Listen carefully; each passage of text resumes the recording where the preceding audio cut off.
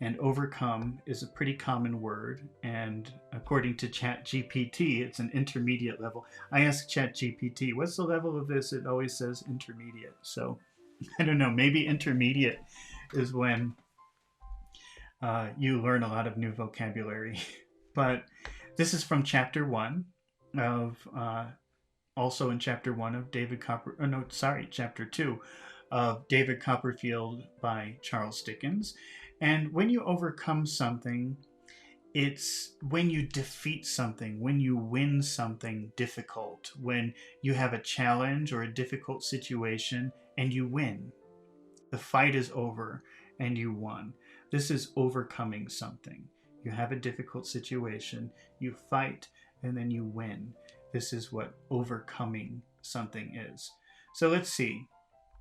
If we say that Mary was having a difficult time making friends because she is shy, but she worked really hard and now she isn't very shy anymore, we can say Mary overcame her shyness. She fought her shyness and she won. She overcame her shyness. Mary was having a difficult time making friends, but she overcame it. Overcame it. She was having a difficult time making friends, but she overcame it. She was having a difficult time making friends, but she overcame it. What does the word it represent in this sentence? She overcame it. Being shy, her shyness. She overcame it. She won over the shyness. She overcame being shy.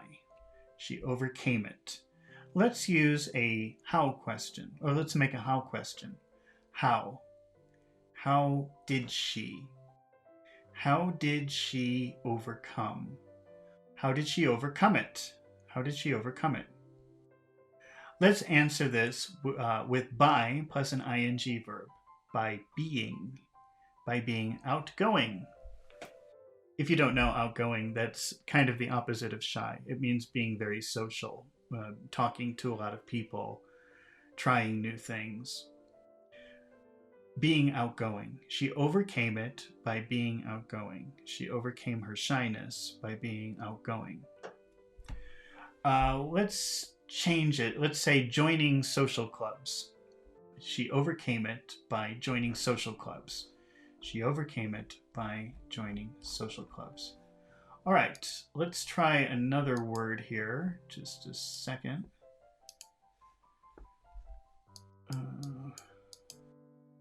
Let's get rid of this one. Nope.